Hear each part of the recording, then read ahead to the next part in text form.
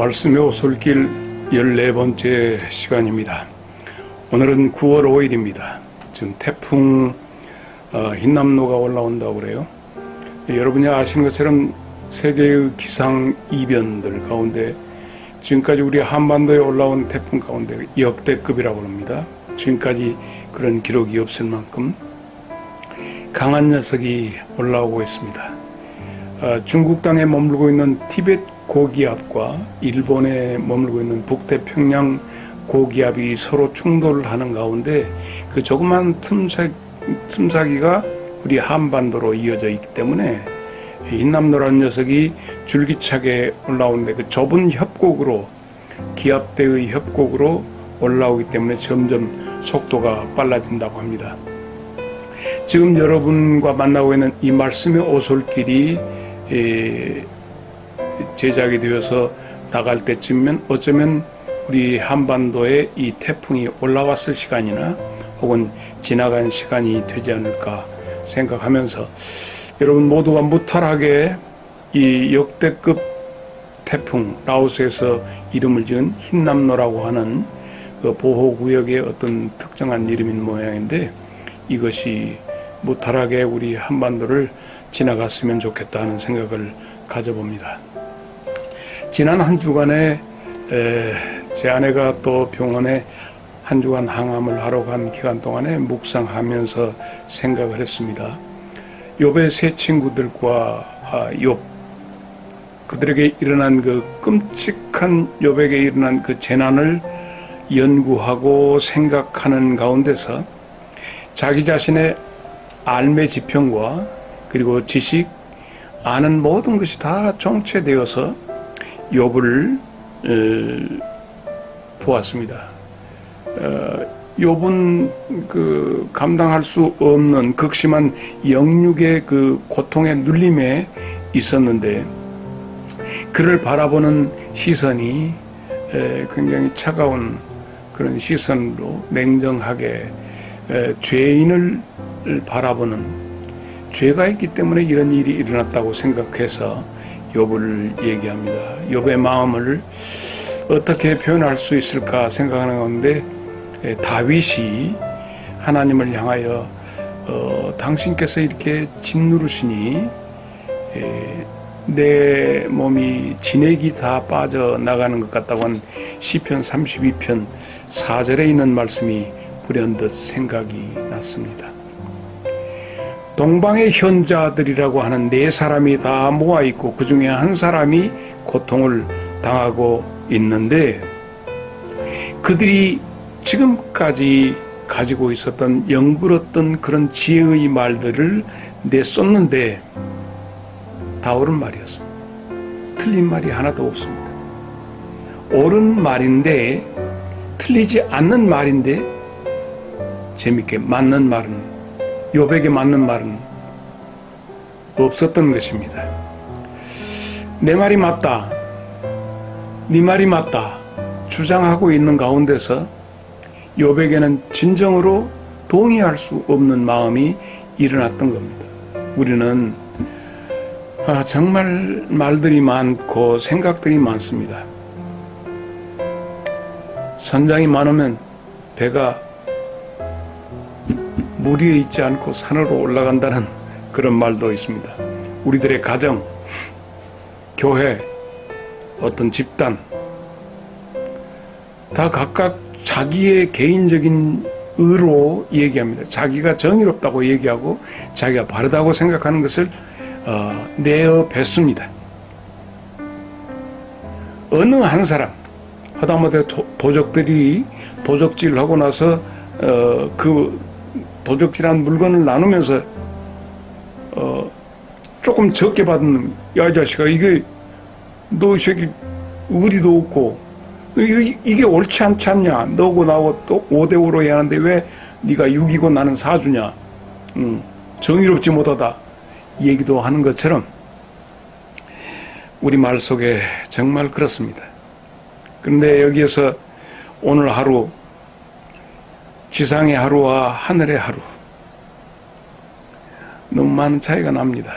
오늘 욥도 10장 5절에 그 얘기를 하지요.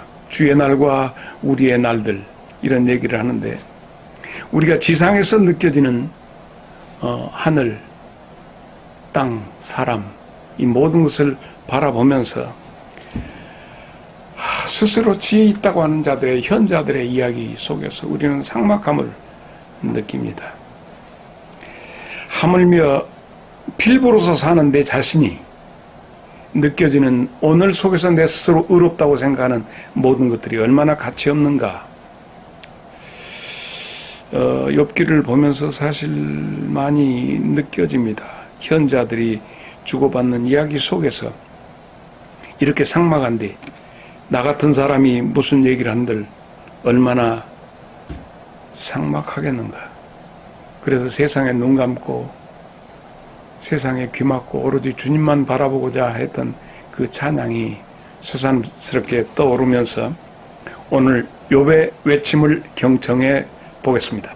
이 욥의 욥기 9장과 10장은 이 욥이 지금 빌닷이 한 얘기를 듣고 지금 다시 반론을 펴는 내용입니다. 그래서 2절 말씀 보면 9장 2절 보면 네 말이 맞다 그래요. 네 말이 맞다. 네 말이 맞다. 그러나 어찌 인생이 하나님 앞에서 그렇겠냐. 네 말대로 욥의 그 탁가운 이야기입니다. 그래서 3절에 보면 아무리 내가 하나님과 소통한다고 해도 정작 하나님 앞에 서면 유구무원일 수밖에 없다. 나는 말 못한다. 그래서 하나님 앞에서 정말 그렇게 할 수밖에 없는데, 그리고 더 나아가서 4절에 보면 하나님의 속성, 하나님의 절대 속성 앞에서 만약에 그분을 거스린다고 해서 어떻게 형통할 수 있겠느냐. 점점 욥이 알고 있는 하나님의 속성에 대해서 9장의 내용은 욥이 이야기하고 있습니다. 그래서 하나님의 그 큰 권위 앞에서 큰 산이 느닷없이 쑥 밀려서 저쪽으로 간다 한들 산이 왜 내가 이쪽으로 가지? 하는 것을 산인들 깨닫겠느냐. 이렇게 이 얘기를 합니다. 산도 알지 못한다. 그래서 6절부터 10절까지 보면 그 속에서 자연계 속에서 자연의 법칙, 하늘의 일월성신과 모든 땅의 바다의 이 모든 것을 운행하시는 하나님이신데 이 신묘막측한 하나님의 천지만물에 운행하시는 이것을 깨달을 자가 누구냐라고 욥은 얘기하고 있습니다. 설령 그 하나님이 내 앞에 지나가신다고 한들 내가 어찌 그것을 하나님의 자취를 감지하겠느냐, 느낄 수 있겠느냐, 이렇게 얘기합니다. 욥의 친구들과 욥, 인생의 참 무지가 얼마나 되는가.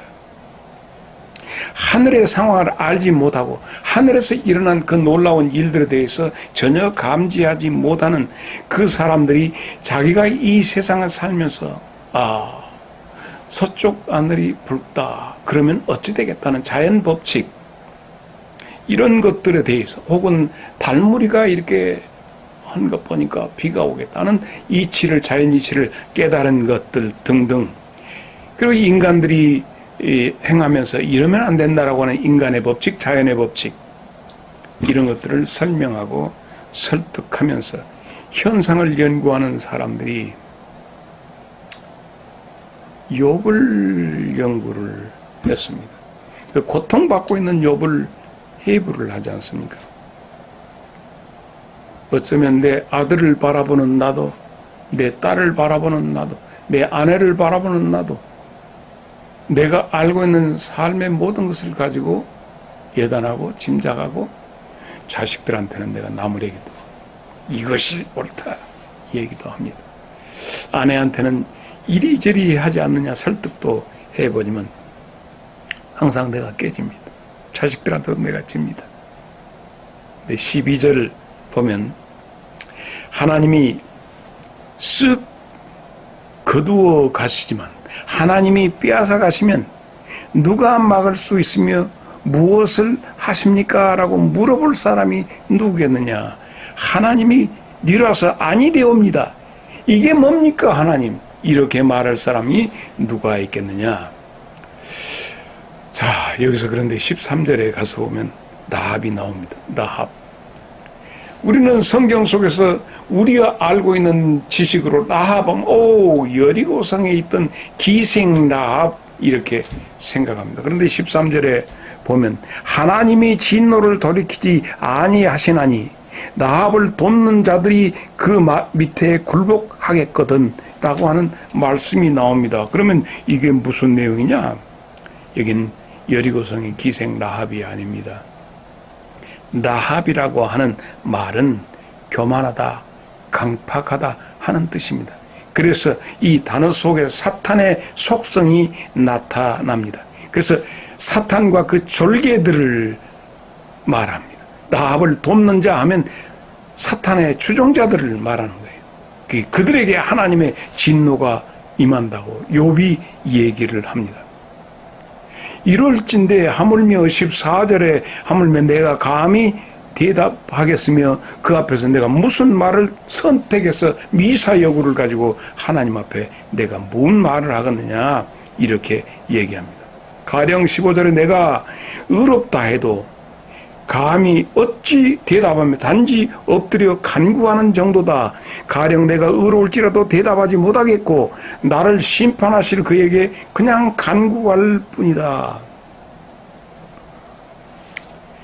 가령 내가 16절에 그를 부름으로 그가 내게 응답하셨을지라도 내 음성을 들으셨다고 내가 감히 믿겠네. 그래, 너무 엄히하시고 전엄하시고 고귀하시고 너무 크신 하나님 앞에서 내가 뭘 쪼아려서 옹알했다고 해서 하나님이 들으셨다고 해서 내가 이것은 내 말을 들으셨다 이렇게 말할 수 있겠는가?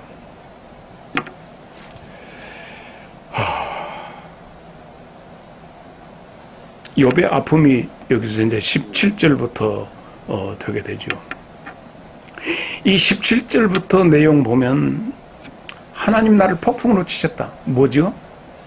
폭풍으로 쳐서 자식들이 거기서 몰살했지 않습니까? 그 내용이에요. 그리고 나가서 폭풍으로 나를 치시고 까닭없이 내 상처를 깊게 하시면 이제 자기 몸에 병든 부분까지 얘기합니다. 흰남노가 올라오고 있죠. 돌풍이 불어서 자식들이 다 생떼 같은 자식들이 다 죽었습니다. 내 상처를 깊게 하시니 숨 막히는 고통에 내가 고통이 차오릅니다. 19절에 누가 감히 하나님의 하시는 일에 내가 판단하겠느냐. 얼마 전에 서울에서 덜 떨어진 성직자라고 감히 이 하나님은 욥이 이렇게 발견하고 깨닫는 하나님에 대해서 이렇게 엄유하신 하나님에 대해서 감히 말도 섞을 수 없다라고 하는데 많은 백성들 앞에서 하나님 까불지마 이런 소리를 내뱉는 인간이 존재하고 있는 대한민국 참으로 아쉽기 짝이 없습니다. 20절에 가령 내가 의로울지라도 내 입이 나를 정죄하리니 가령 내가 온전할지라도 나를 정죄하리라. 내가 의로울지라도 내가 하는 말, 이 모든 말이 죄된 말뿐이다. 이 부정한 입술이다. 21절에 자칭 내가 선하다고 생각하는데 내 생명이 전혀 나는 그래도 내가 생각할 때 선하다고 생각하는데 전혀 하나님께서 내 생명을 귀하게 여기시지 않는 것 같다라는 쓸쓸함이 여기에 담겨져 있습니다. 22절 보면 죽음이라고 하는 일이 다 같은 것. 그러므로 나는 말하기를 하나님이 온전한 자나 악한 자나 멸망시킨다. 죽음 앞에서는 다 똑같다 하는 그런 자조 섞인 이야기를 합니다. 모든 일반인, 모든 사람들에게 일어난 일이 너나 할 것 없이 모든 죽음 앞에서는 다 같다. 그런데 정작 하나님이 이것을 보신다고 할 때 하나님께서는 뭐 그것이 대단한 일로 여기시겠는가 하는 얘기입니다. 24절로 가봅시다. 세상이 악인의 손에 넘어갔고 재판관의 얼굴도 가려졌나니 그렇게 되게 한 이가 그가 아니시면 누구냐. 자, 재밌는 24절 가지고 한번 생각해 봅시다. 세상의 권력이 뜻하지 않는 엉뚱한 바르지 못한 놈이 권력을 대통령이 되었다 하십시다. 그래가지고 백성들이 난리예요. 대통령이 되고 왕이 되고. 한때 미국 대통령은 트럼프가 되지, 소련은 푸틴이지, 중국은 시진핑이지, 일본은 아베지. 그런데 우리나라 대통령은 그래도 좀 중심을 잡는 것 같은데 대통령직도 넘어갔습니다. 이번에 대법관이 되는 누가 청문회 하는데 보니까 800원이 어떻게 소위 말해서 삥땅을 했다 해서 운전자를, 버스 기사를 면직시켜버린 사람이 다른 큰 범죄 저지른 자에서는 그냥 넘어갔던 그런 사람이라고 그래요. 나쁜 짓, 허위 경력, 주가 조작, 허다못해 목에 건 것이 6천만 원짜리 보석을 걸고 다니고 논문을 조작하고 고발 사주를 하고 장문은 어쩌고저쩌고 그런 사람이 대통령이 돼요. 욥이 볼 때는 이게 기가 막힌 거예요. 그런 날들 하나님이 그까지 것도 저들이 조그만 나라에서 그렇게 하는 건 무슨 문이, 허다못해 그런 고발 사주를 한 혐의가 있는 자가 법무부 장관이 된들 하나님이 왜 이러십니까 하나님? 우리 백성들은 지금 요즘에 뉴스도 안 본다고 하잖아요. 욥이 기막힌 상황으로 24절을 얘기하고 다시 한번 봅니다. 세상이 악인의 손에 넘어갔고 재판관의 얼굴도 가려졌나니 그렇게 되게 한 이가 그가 아니시면 누구겠냐. 모든 것 다 운행하시는 것이 하나님이시다 하는 이 얘기입니다. 내가 너무 강하게 나갔나?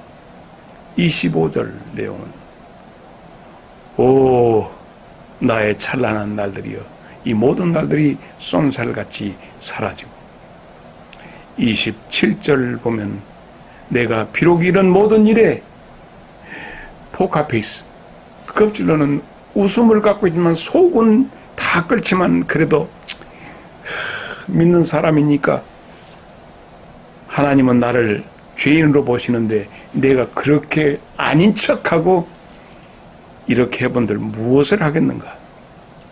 30절에 가서 보면 내가 스스로 나를 정결케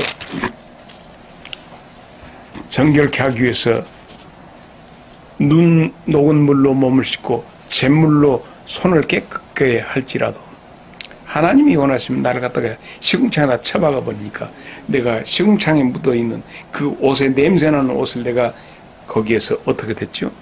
내 옷이라도 나를 싫어하니 옷을 벗어버릴 수밖에 없다는 얘기입니다. 아무리 사람이 스스로를 바로 서려고 하지만 하나님이 원치 않으시면 그것이 안 된다 하는 얘기입니다.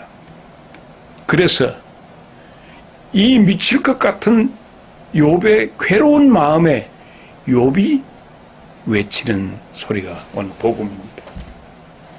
욥이 왜 오 나의 보혜사, 오 나의 중재자, 이 하나님의 엄유하신 입장과 나의 죄된 내 모습 속에서 누가 나를 하나님 앞에 얘기해서 하나님의 막대기가 나를 향하시는데 막대기를 거둘 수 있을까? 하나님 앞에서 나를 말해주고 나를 대신해서 변호해 주실 주의 막대기를 막아주실 분이 안 계실까? 내가 35절 보면 내가 하나님 앞에서 두려움 없이 말할 수 있고 자유롭게 하나님께 마음껏 하나님을 향해서 말할 수 있는 중재자, 나를 대변해 주시는 분이 하실 수 있는 분이 있었으면 쓰겠다. 그렇습니다. 우리는 욥기를 시작하면서 왜 이상하게 되어가는 이 세상은 도대체 뭘까? 이상한 교회들은 왜 이렇게 될까? 그리고 나의 보혜사, 나의 구원자는 누굴까라고 하는 세 가지 주제로 함께 여러분과 얘기하자고 했는데 오늘 비로소 중재자가 나옵니다. 그래서 10장에 들어서면서 욥은 중보자여 내 마음의 괴로움을 이제 내가 말하겠습니다. 내 영혼이 살기에 곤비하니 내 불평을 토로하고 내 마음이 괴로운 대로 말하겠습니다. 이렇게 된 것이 10장입니다. 10장의 내용은 어쩌면 중보자를 향해서 자기가 하고 싶은 얘기를, 9장의 내용은 내가 감히 하나님 앞에서, 벌레 같은 내가 하나님 앞에서 뭐라고 한들 할 말이었습니다. 그러나 내가 너무 힘들고 나에게, 중재자에게 내 속에 있는 얘기를 하겠습니다. 2절에는 내가 하나님께 아뢰리니 나를 정죄하지 마시고 무슨 까닭으로 나와 더불어 변론하시는지 내게 알게 해 주십시오. 나를 정죄하지 마시고 무슨 까닭인지 나 좀 알려주세요. 너무 죽겠습니다. 나는 3절에 나는 당신이 지으신 피조물에 불과합니다. 아시죠? 피조물에 불과해요. 이 고통의 사슬을 이제 제발 좀 풀어주세요. 얘기합니다. 그러면서 이제 9절로 가게 됩니다. 9절로 가면서 하나님 나는 흙입니다. 하나님 나는 먼지에 불과합니다. 12절 가서 나를 지으신 주님, 그동안 나를 이렇게 가꾸셨지 않습니까? 나에게 생명과 은혜를 주시고 보살피시며 내 영혼을 지켜오시지 않았습니까? 서록 14절에 내가 범죄하였을지라도 하나님은 나를 용서해 주시지 않았습니까? 하나님, 나는 내 속에서 부끄러움이 가득합니다. 내 환난이 보입니다. 나는 하나님 앞에서 나는 유구무원일 수밖에 없습니다. 16절에 가서 보십시다. 내가 머리를 높이 들면 주께서 젊은 사자처럼 나를 사냥하시며 내게 주의 놀라움을 나타내시. 꼼짝 말고 있어! 해서 이렇게 해서 조금 도무지 하나님 앞에서 지금 길을 펼 수가 없습니다. 그런데 하나님 더욱이 나에게 하나님이 보내신 자들 17절에 있는 내용이 그렇습니다. 친구들이죠. 주께서 자주 증거하는 자를 바꾸어가면서 나를 때립니다. 리바스 빌다. 이제는 다음 시간에는 소발이 나옵니다. 와서 돌아가면서 욥을 공격을 하니까 나를 이렇게 치시는데 마치 군대가 작전을 벌리는 것 같습니다. 그래서 특공부대가 가고 뭐 공군이 가고 해군이 가고 해서 공격하는 것처럼, 군대가 작전하는 것처럼 맹렬하게 내게 번갈아 가면서 공격을 합니다. 18절을 들었으면서 욥은 얘기합니다. 내가 이 땅에 존재함으로 결국 이 지경이 되었습니다. 자조 섞인 이야기를 합니다. 그래서 19절, 제발 하나님 나를 무아의 세계로 좀 보내주세요. 나도 없고 너도 없고 아무것도 없는 무아의 세계로 나를 보내주세요. 20절, 그러면서 제법 이제 나는 하나님, 나는 살 만큼 살았거든요. 20절, 내 날은 적지 아니합니다. 그런즉 이제는 그치죠. 나를 이제 내버려둬서 잠시나마 평안하게 하시되. 21절, 내가 돌아오지 못할 땅 곧 어둡고 죽음에 그늘진 땅으로 가기 전에 그리하십시오. 제발 이제는 좀 나 좀 놔주셔서 마지막 숨지기 전에 조금 나한테 숨 쉴 기회를 좀 주십시오. 죽기 전에 좀 쉬게 해주세요. 하나님, 해가 밝게 해가 떴으나 딴 사람들은 다 밝다고 하나 나는 해가 자연 환경에 밝은 것이 아니라 나는 내 속에 지금 여전히 흑암이 너무 진하게 드리워져 있습니다. 이것으로 욥이 말을 마치는데, 이제 소발이 다음 시간에 여러분 11장에 소발이 등장하기 시작합니다. 우리는 9장과 10장의 욥기 내용을 그냥 일시에 봤습니다. 9장의 내용은 절대적인 하나님 앞에, 성부 하나님 앞에 내가 도무지 말 한마디도, 내가 무슨 말을 꺼내봤자 이것은 먼지 같은 존재 없는 얘기입니다. 그러나 10장의 9장 말미에서는 중보자가 계시면 하는 중보자의 필요를 느낍니다. 나를 대변해서 하나님 앞에 얘기해 줄 사람이 있다면 하고 비로소 10장에 들어서 욥은 마음껏 자기 속에 있는 그것을 중보자가 계시는 그 중보자 앞에 자기를 토로하는 내용이 10장의 내용입니다. 이 세상을 살면서 너무나도 힘들고 감당기 어렵고 뭔가 눌린 것 같은 우리 모든 인생들, 말씀의 오솔길을 걷는 길벗 여러분, 우리는 행복한 거예요. 마음껏 나의 입장을 얘기할 수 있는 예수 그리스도의 이름으로 기도합니다 하고 하나님 앞에 예수 그리스도, 우리의 중보자 되시는 주님 앞에 모든 것을 그래서 주의 이름으로 아뢰는 것입니다. 우리가 사는 이 세상 이상한 세상이요, 병든 세상이요, 이상한 사람들이 권력을 잡고 주장하고 모든 사람을 압제하고 내로남불을 하고 이렇게 하는 이상한 정치판, 경제판, 사회판, 교회판, 가정판, 개인판, 이 모든 것에 너무 많이 눌려 있습니다. 우리 모두가. 중보자, 중재자, 그분에게 토로해 내야 합니다. 중보자가 계시니 우리가 숨을 쉴 수가 있는 것입니다. 지금 우리가 사는 시대가 무슨 시대입니까? 성부 시대입니까? 성자 시대. 자, 우리는 구약은 성부 시대, 신약은 성자 시대, 그리고 지금 우리가 살고 있는 시대를 성령 시대라고 얘기합니다. 고린도전서 2장 11절로 13절에 있는 내용을 보면 그렇습니다. 사람의 일을 사람의 영이 아니면 어떻게 헤아릴 수 있겠는가? 하나님의 일은 하나님의 영으로만이 알 수 있다. 그러므로 우리의 삶에 있어서 하나님의 영 되신 성령님이 우리를 가르쳐 주신 대로 우리가 말하고 느끼고 깨닫고 살아야 한다.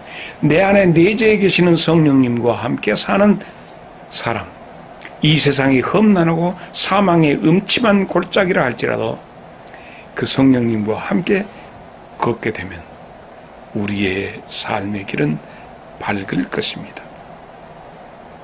요한복음 16장 7절을 말씀하지 않을 수가 없습니다. 내가 너희를 떠나는 것이 너에게 유익이니, 유익하다가 예수님이 말씀하시면서 성자 예수님이 이제 성령 시대를 우리에게 열어주시면서 보혜사, 우리의 대변자가 되고 변호사가 되고 우리의 입장을 하나님 앞에 말씀하실 보혜사가 너희들에게 오시리니, 할렐루야입니다. 우리의 숨구녕이 거기에 있는 것이에요. 그래서 사도행전 1장 8절 예수님이 간곡하게 오직 성령이 너희에게 임하시면 너희가 권능을 받고 예루살렘과 온 유다와 사마리아와 땅끝까지 이르는 내 증인이 되리라 하신 그 주님의 당부의 말씀. 그러므로 이제 우리는 성령의 시대를 살아야 합니다. 성령님이 오셔서 우리 안에서 나로 하여금 주님의 말씀을 생각나게 하고 가르치시고 동행해서 세상 끝날까지 우리와 함께 계시는 성령님. 이 세상이 이상한 세상 돼도 걱정할 게 없습니다. 교회가 이상하게 흘러가도 두려워할 것 없습니다. 내 인생이 이상하게 꼬여도 괴로워하지 마세요. 보혜사 성령, 그분이 나와 함께 계시고 나의 모든 것에 대한 나의 문제를, 나의 연약한 것이라도 다 중보자 예수님이 우리에게 계십니다. 자, 이번 주말이 추석입니다. 길번 여러분, 이제 한가인데 가을 거지를 해서 수확물을 가지고 감사하는 그야말로 땡스기빙 데이가 다가오고 있습니다. 이 태풍이 역대급이어서 적지 않은 피해가 예상이 됩니다. 여러분에게 피해가 없기를 바라고 8월 대보름의 둥그런 보름달 속에서 함께 기뻐하는 시간을 맞이하기를 바라고, 나는 여러분과 함께 소발에 등장할 추석이 지난 다음에 여러분과 함께 만나서 말씀 11장부터 시작하겠습니다. 멋진 한 주간이 되시길 바라고 어려움이 없기를 간절히 기도하겠습니다. 여러분 사랑합니다. 다음 시간에 만나요. 뵙겠습니다.